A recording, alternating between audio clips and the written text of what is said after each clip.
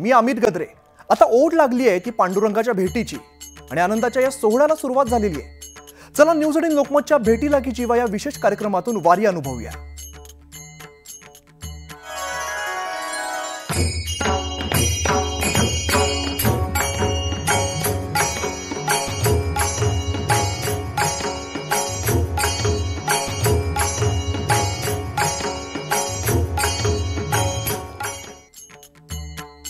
पुणे जिल्ह्याच्या इंदापूर तालुक्यातील बेलवाडी या ठिकाणी संत तुकाराम महाराजांचं पहिलं रिंगण पार पडलेलं आहे। सणसर इथला मुक्काम आटोपून जगद्गुरू संतश्रेष्ठ श्री तुकोबारायांचा पालखी सोहळा बेलवाडी या ठिकाणी दाखल झालेला आहे। लाखो वैष्णव देहूमधून निघाल्यापासून ज्या क्षणाची आतुरतेने वाट पाहत होते तो क्षण म्हणजे बेलवाडी इथला अश्वांचं गोल रिंगण सोहळा। हा रिंगण सोहळा पाहण्यासाठी परिसरातील भाविकांनी हजारोंच्या संख्येने गर्दी केलेली आहे। विठोबा रखुमाई आणि ज्ञानोबा तुकारामांच्या जयघोषाने संपूर्ण आसमंत दुमदुमून गेलाय। तर आज पालखीचा मुक्काम निमगाव केतकी या ठिकाणी आहे।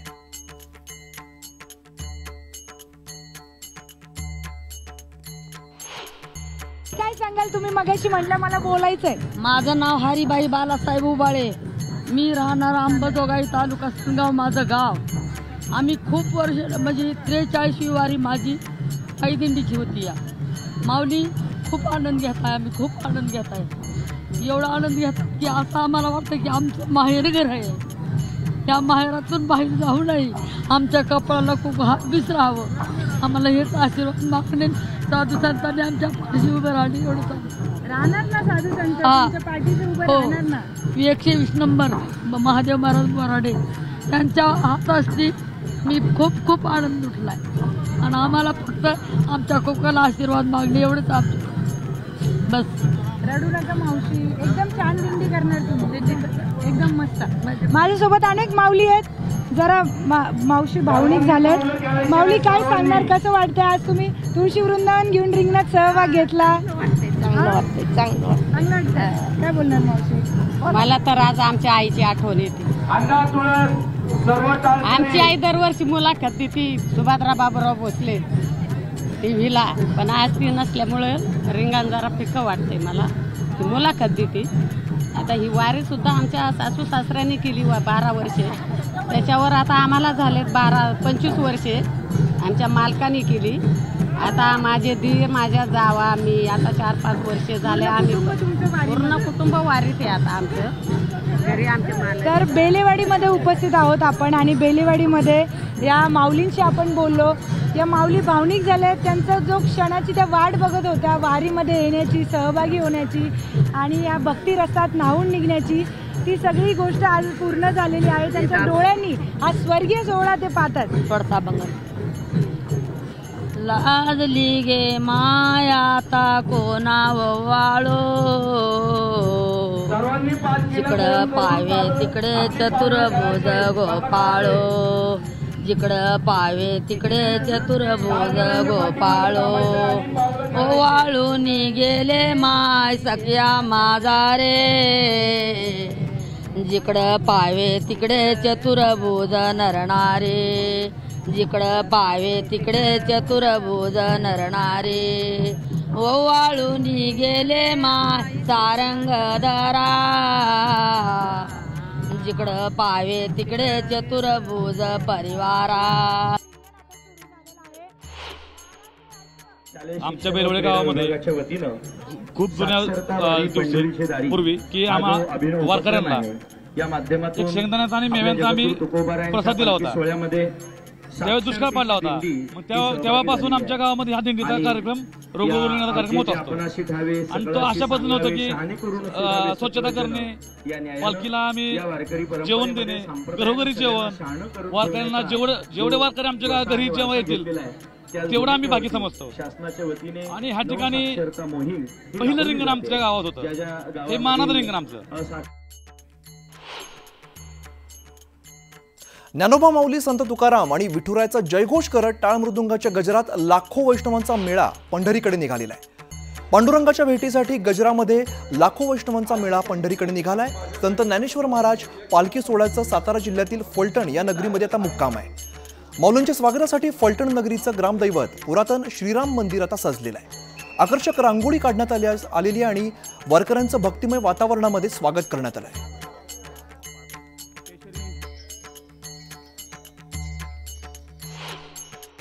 रामकृष्ण हरी माऊली. प्रत्येक वारकरी हा पंढरीच्या दिशेने चाललेला आहे आणि आज माऊलींचा मुक्काम हा फलटणमध्ये आहे.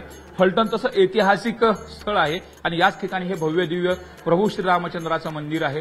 आपण समोर पाहतोय शेषशाही भगवान परमात्माचा आज या ठिकाणी सुंदर असे प्रतिकृती करण्यात आलेली. प्रभू श्रीरामचंद्राचा आज शेषावरचा अवतार या ठिकाणी दाखवण्यात आलेला आहे. सीतामाता आहेत आणि पलीकडून लक्ष्मणजी देखील आहेत, हनुमंतराय देखील आहेत आणि हे ऐतिहासिक मंदिर आहे. निंबाळकर घराण्याचं हे खूप मोठं ऐतिहासिक वारसा आहे आणि सुंदर पद्धतीचं जवळपास 250 ते 300 वर्षाची परंपरा असलेलं हे सुंदर असं प्रभू श्रीरामचंद्राचं मंदिर आहे. प्रत्येक वारकरी तो पंढरीच्या दिशेने चाललाय. ज्ञानोबा तुकोबाचा जयघोष करतोयच, पण त्याचबरोबर त्याच्या मुखामध्ये रामकृष्ण हरी हा वारकरी संप्रदायातला जो मंत्र आहे तो अत्यंत महत्वाचा मंत्र या ठिकाणी उच्चारला जातोय, रामकृष्ण हरी. आणि त्याच आपण सुंदर अशा प्रभू श्रीरामचंद्राच्या ऐतिहासिक मंदिरामध्ये आहोत. सुंदर पद्धतीने आज या ठिकाणी प्रभू श्रीरामचंद्राचा पोशाख देखील केलेला आहे. तशा पद्धतीनं गाभारा देखील सजवण्यात आलेला. आपल्यासोबत पुजारी आहेत.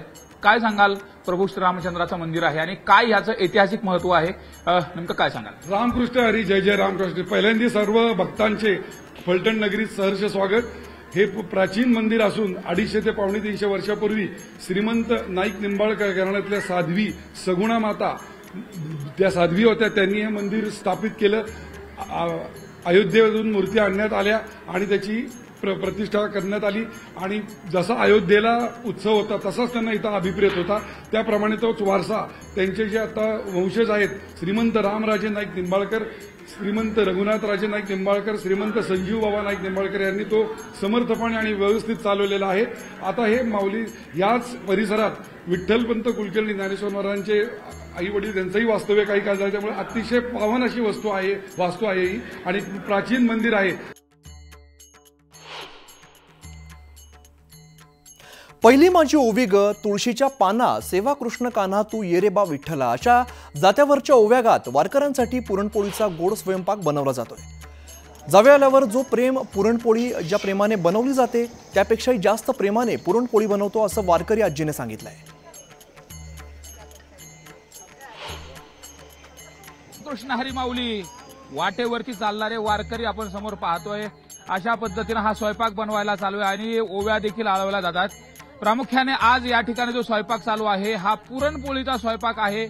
घरातले 4 पाहुणे आले तर पुरणपोळी करत असताना अडचण होत राहते. मात्र माऊलीच्या वाटेवरती असलेल्या या शेकडो वारकऱ्यांसाठी जी मुकुंदराज स्वामी यांची दिंडी आहे, या दिंडीमध्ये आज पंचपक्वान्नाचा बेत केलेला आहे. विशेषतः ही पुरणपोळी ही महाराष्ट्राचा प्रसिद्ध असलेला जो पदार्थ, ज्याला पुरणपोळी म्हटलं की प्रत्येकाच्या तोंडाला असं पाणी सुटल्यासारखं होतं. गोड असलेली ही पुरणपोळी या ठिकाणी बनवली जाते, मोठ्या प्रेमाने बनवली जाते. आपण समोर पाहतोय या ज्या माता भगिनी आहेत त्या देखील, आणि अशा पद्धतीने ही मस्त सुंदर अशी फुगलेली देखील पोळी आहे आणि सुंदर पद्धतीने भजन देखील गायलं जाते, ओव्या गायला जातात. काय सांगाल, आज वारकऱ्याला काय बेत आहे? आनंद पाऊस यावा म्हणून. अच्छा. आणि हे सुंदर पद्धतीनं पुरणपोळी तयार केली जाते. हो. अच्छा. पुरणपोळी करायचं काय, किती मेहनत कशी घ्यावी लागते तुम्हाला? डाळ शिजवायची, वाटायचं, परत त्याला गुळ टाकायचा, चटका द्यायचा, परत आणखी वाटायचं, कणकीचे ही असे उंडे तिंबायचे, पुन्हा मध्ये पुरण घालायचं आणि काही महिलांनी लाटायचं, काही महिलांनी भाजायचं. प्रेमाने करताय तुम्ही? हो, आनंदाने एकदम एकदम गाणे म्हणत. हो. मला एक ओवी म्हणा. हा.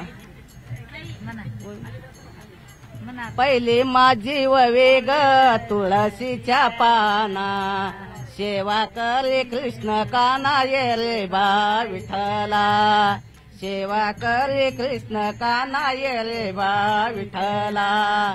दुसरी माझी वेग तुळशीचा नेम, तुळशी खाली झोपे राम ये रे बा विठ्ठला, तुळशी खाली झोपे राम ये रे बा विठ्ठला. तिसरी माझी वेग तुळशीचा बार, वैष्णवांच्या गळ्यात हार ये रे बा विठ्ठला, पाहतोय अशा पद्धतीने या ठिकाणी ओव्या गात, जात्यावरच्या ओव्या गात या ठिकाणी केलं जातं. तसं पाहिलं तर जनाई म्हणत असताना म्हणजे सुंदर माझे जाते गे फिरे बहुते गे, ओव्या गाऊ कौतुके तू एरे बा विठ्ठला. अशा पद्धतीने आळवणी करत करत हे सगळे जे वारकरी आहेत गोड असा पूर्णाचा स्वयंपाक देखील तयार झालेला आहे। आजी आहेत या ठिकाणी आपण समोर पाहतोय, या ज्या आजी आहेत या इथं पीठ मळायचं काम करतायत। आजी, पुरणपोळी जावई आल्यानंतर कशी करत असतात? तशीच केली जाते का? हो तशीच केली जाते। जावई आल्यानंतर मात्र बेत व्यवस्थित वेगळा असतो। नाही नाही हे ते सारखं अशीच पुरणपोळी वा वा, ह्याच्यापेक्षा हे जास्त आहे। वारकरी जेवणार आहेत। जावयाला किती करावं लागतात? 3 नाही तर 4 लय बेटा करावं लागतात का? इथं किती करावं लागतं? हो आनंदानं करायला। Video journalist Praveen Shetty sir, Suresh Jadhav, news 18 Lokmat, Lonand. Mauli पंढरपूरच्या वारीच्या वाटेवर अभंग, कीर्तन, भजन गायलं जात आहे आणि याच भजनामधून समाज प्रबोधन सुद्धा केलं जात आहे। डफ आणि तुणतुणं या लोककलेच्या माध्यमातून लोकप्रबोधन केलं जात आहे। वारीच्या वाटेत दारूचं व्यसन सोडण्याचं आवाहन सुद्धा केलं जात आहे।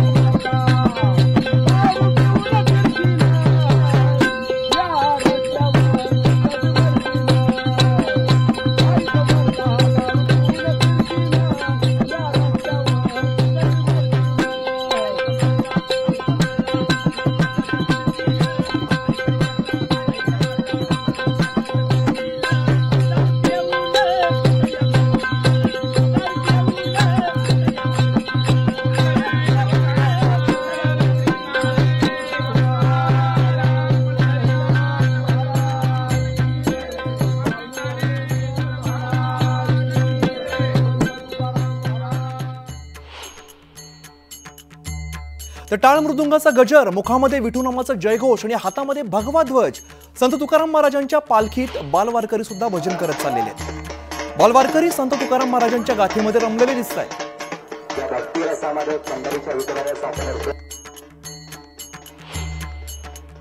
बंधनाचा तोलू फासा देऊ आशा टाकोनी, नाही त्याची घेता श्री होईल दुरी निज पंत, नातीलेची माझे तुझे कोण ओझे वागवी, नाही त्याची घेता श्री होईल दुरी निज पंत, तुका मने अंतराय देवी काय जिनेते, नाही त्याची घेता श्री होईल दुरी निज पंत।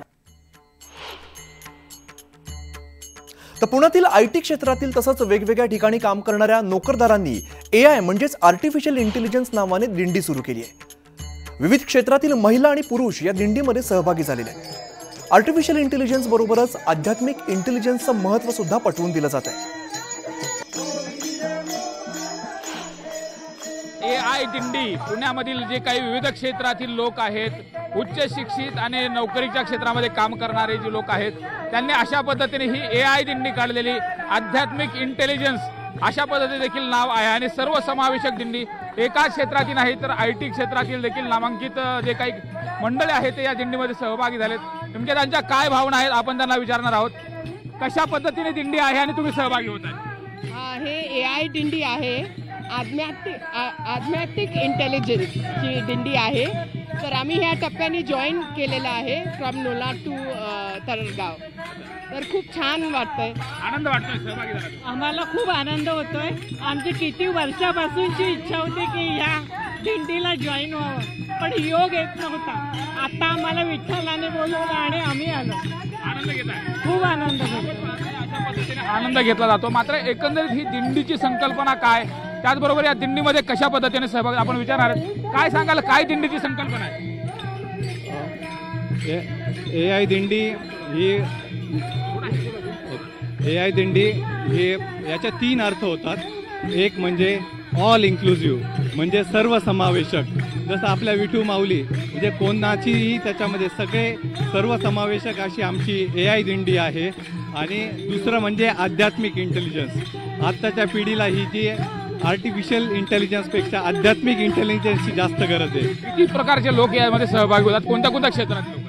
असं काही नाही, सगळ्याच क्षेत्रातले लोक सहभागी होतात। यावेळेस आमच्या पूर्णवारीमध्ये 2 माऊली आहेत ते US वरून आले आहेत आणि 2 माऊली UK वरून आले आहेत। शिवाय आमच्या दिंडीमध्ये शिक्षक, लहान मुलं जसं तुम्ही बघायला तसं रिटायर्ड लोक आहेत, IT प्रोफेशनलमधले जे सुट्टी काढून येतात ते आहेत आणि 1 माऊली आमच्या PSI पण आहेत, त्यासुद्धा आमच्या दिंडीमध्ये आहेत। सर्वसमावेशक वारकरी सहभागी होत आहेत। काय संकल्पना नेमकी आणि किती दिवस चालतात तुम्ही सगळे? आपण आपली पूर्णवारी पण असते आणि काही लोकांना ज्यांना जे नोकरीदार आहेत त्यांना एका दिवसाचा टप्पा करायचा असेल तर ती पण आपण सुविधा दिलेली आहे। रोजच्या रोज आपल्या बस स्वारगेटवरनं सुटतात आणि रोजच्या रोज तो टप्पा आपण चालून परत लोकांना स्वारगेटला सोडतो। म्हणजे 1 दिवसाची रजा घेऊन सुद्धा लोक आपलं वारीमध्ये चालण्याचं स्वप्न साकार करू शकतात। पाहतोय आपण अशा पद्धतीने हे IT क्षेत्रामध्ये काम करणारे, त्यात विविध क्षेत्रामध्ये काम करणारे हे जे सगळे आधुनिक वारकरी आहेत पुण्यामधून, त्याचबरोबर विविध भागातून या ठिकाणी सहभागी होतात आणि अशा पद्धतीने जो आनंद आहे, वारीचा जो आनंद आहे तो अनुभवताना आपल्याला पाहायला मिळतात। विशेषतः यामध्ये हे सगळेजण तल्लीन झालेले आपल्याला पाहायला मिळतात। प्रत्येक जण वेगवेगळ्या पद्धतीने या ठिकाणी माऊलीच्या पालखी सोहळ्यामध्ये आपापल्या पद्धतीचा जो आनंद आहे तो आनंद घेण्याचा प्रयत्न करतोय। त्यामुळे एकंदरीत जर बघितलं तर ही माऊलीची जी वारी आहे या वारीमध्ये सर्व समावेशकता ज्या पद्धतीने आज AI म्हणजे आर्टिफिशियल इंटेलिजन्स आलेले, त्याच बरोबर आध्यात्मिक इंटेलिजन्सची सुद्धा आवश्यकता आहे। Video journalist Praveen Shetty, Suresh Jadhav, news 18 Lokmat, Lonand. तर भारतीय सैन्यामध्ये असलेले अर्जुन शिवाजी गिराम यांनी गेल्या 9 महिन्यांपासून एक सुद्धा सुट्टी घेतलेली नाहीये। देशसेवा करतानाच माऊलींची सेवा करायला मिळावी म्हणून ते वारीच्या दिवसात 1 महिना सुट्टी घेतात। वारी चोपदारांची त्यांची 5वी पिढी आहे आणि त्यांच्यासाठी वारी ही परंपरा आणि जबाबदारी समजली जाते। त्यामुळे त्यांच्या कामाचं सर्वत्र कौतुक केलं जात आहे। रामकृष्ण हरी, माझं नाव अर्जुन शिवाजी गिराम। ही आमची परंपरागत चालत आलेली परंपरा आहे। मी 5वी पिढी आहे। वडिलांनी 20-25 वर्ष वारी केली, आमच्या चुलत्याने केली 20-25 वर्ष, आजोबाने केली, पंजोबाने केली आणि वडिलांच्या नंतर माझं आता हे 14वे ते 15वे वर्ष आहे वडिलांच्या नंतर। आणि मी नोकरी करून हे करतोय। मी सैन्य दलामध्ये नोकरीला आहे, 5 वर्ष झालं सैन्य दलामध्ये नोकरी पण करतोय आणि वारी पण करतोय। तुम्ही सैन्य दलामध्ये नोकरीला आहात, म्हणजे आर्मी मधले लष्करीतले लोक देखील वारीमध्ये येऊन सेवा करतात, ऐकून खूप छान वाटलं दादा। पण सैन्य दलामध्ये नोकरीला असताना मग तुम्ही वारीमध्ये सुट्टी टाकून येता का? मी सुट्टी टाकून आलोय वारीला। संत ज्ञानेश्वर महाराजांची पालखी सातारा जिल्ह्यामध्ये। संत ज्ञानेश्वर महाराजांच्या पालखी तळावरती कीर्तन आणि भजनाची परंपरा आहे। हरिजागर, काकड भजन, कीर्तन केलं जात आहे, तर पालखी तळ विठ्ठल नामाच्या जयघोषाने दुमदुमून जातोय।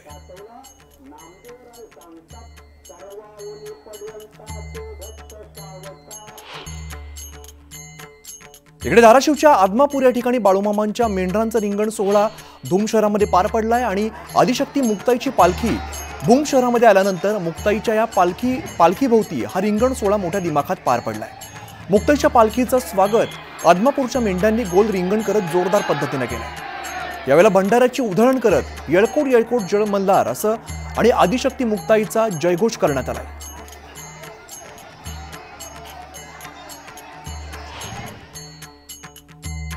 तर आदिशक्ती संत मुक्ताईच्या पालखीचं धाराशिव जिल्ह्यातील भूम शहरामध्ये जोरदार स्वागत करण्यात आलंय आणि भाविकांनी मानकऱ्यांना मानाचा फेटा हार पुष्प देत स्वागत केलेलं आहे। भूमकरांनी ठिकठिकाणी रांगोळ्या काढत पालखीचं जंगी स्वागत केलेलं आहे। 6 जूनला जळगाव जिल्ह्यातील मुक्ताईनगरमधून संत मुक्ताईची पालखी निघालेली आहे।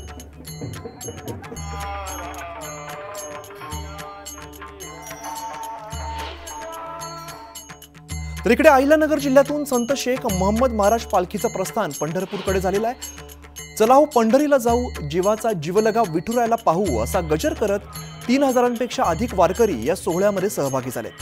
संत तुकाराम महाराजांचे समकालीन संत शेख महम्मद महाराज यांच्या पालखी सोहळ्याचं हे 3रं वर्ष आहे।